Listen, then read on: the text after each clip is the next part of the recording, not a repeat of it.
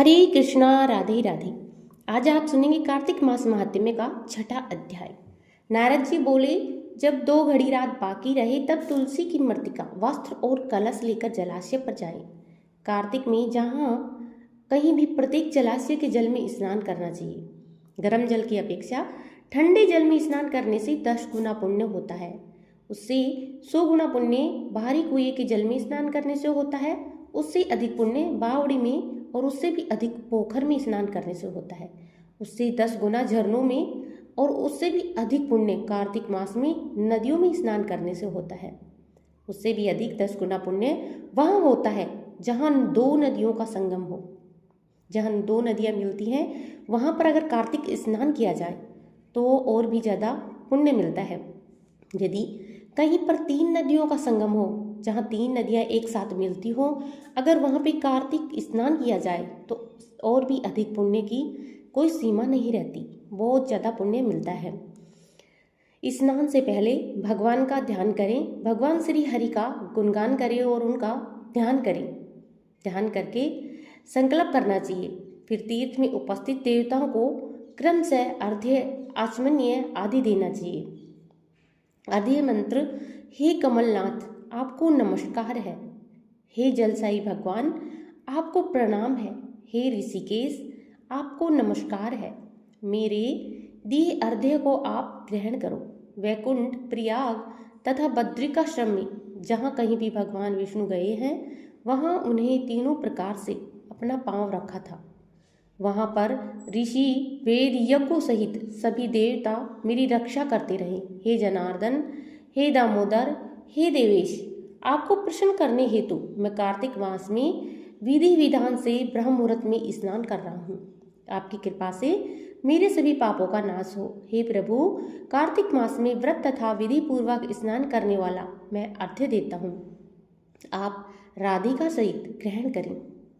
हे कृष्ण, हे बलशाली, राक्षसों का संहार करने वाले भगवान, हे पापों का नाश करने वाले, कार्तिक मास में प्रतिदिन दिए हुए मेरे इस अर्घ्य द्वारा कार्तिक स्नान का व्रत करने वाला फल मुझे प्राप्त हो।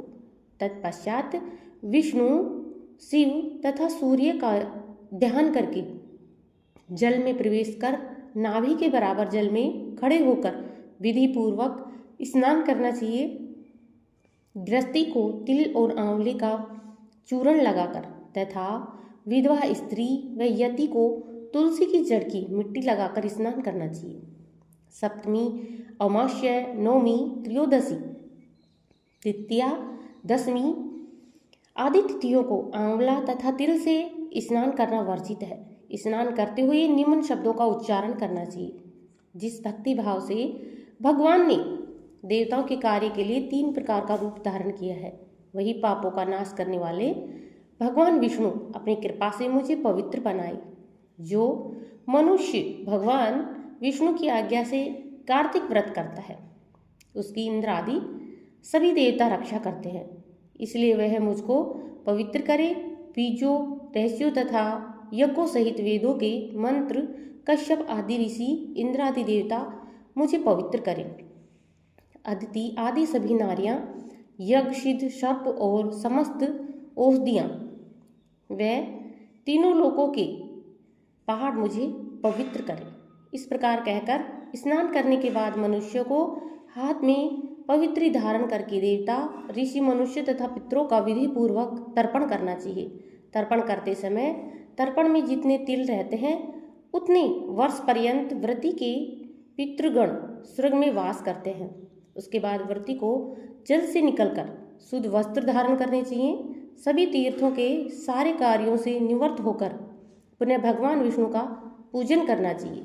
सभी तीर्थों के सारे देवताओं का स्मरण करके भक्ति पूर्वक सावधान होकर चंदन, फूल तथा फलों के साथ भगवान विष्णु को फिर से अर्घ्य देना चाहिए। अर्घ्य के मंत्र का अर्थ इस प्रकार से है, मैंने पवित्र कार्तिक मास में स्नान किया है, हे विष्णु भगवान, राधा के साथ आप मेरे दिए अर्घ्य को ग्रहण करें। तत्पश्चात चंदन, फूल और तांबुल आदि से वेद पाठी ब्राह्मणों का श्रद्धापूर्वक पूजन करें और बारंबार नमस्कार करें। ब्राह्मणों के दाएं पांव में तीर्थों का वास होता है, मुंह में वेद और समस्त अंगों में देवताओं का वास होता है। अपने कल्याण की इच्छा करने वाले मनुष्य को इनका न तो अपमान करना चाहिए और न ही इनका विरोध करना चाहिए। फिर एकाग्रचित्त होकर भगवान विष्णु की प्रिय तुलसी जी का पूजन करना चाहिए, उनकी परिक्रमा करके उनको प्रणाम करना चाहिए। हे देवी, हे तुलसी माता, देवताओं ने ही प्राचीन काल से तुम्हारा निर्माण किया है और ऋषियों ने तुम्हारी पूजा की है। हे विष्णु प्रिया तुलसी, आपको नमस्कार है। आप मेरे समस्त पापों को नष्ट करो। इस प्रकार जो मनुष्य भक्ति पूर्वक कार्तिक मास का व्रत का अनुष्ठान करते हैं वे संसार के सभी सुखों को भोग कर करते हुए अंत में मोक्ष को प्राप्त होते हैं। और कार्तिक मास में नित्य नियम से तुलसी माता का पूजन करना चाहिए।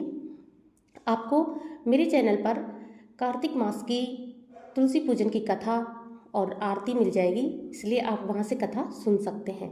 अगर कथा अच्छी लगती है तो वीडियो को लाइक शेयर जरूर कीजिएगा और कमेंट बॉक्स में श्री हरि विष्णु की जय जरूर लिखें। अगर चैनल पर नए हो तो चैनल को सब्सक्राइब जरूर कर लीजिएगा। और इसी प्रकार से आप कार्तिक मास की सभी कथाएं रोज सुनिएगा और अपना सहयोग इसी प्रकार बनाए रखिएगा। राधे राधे।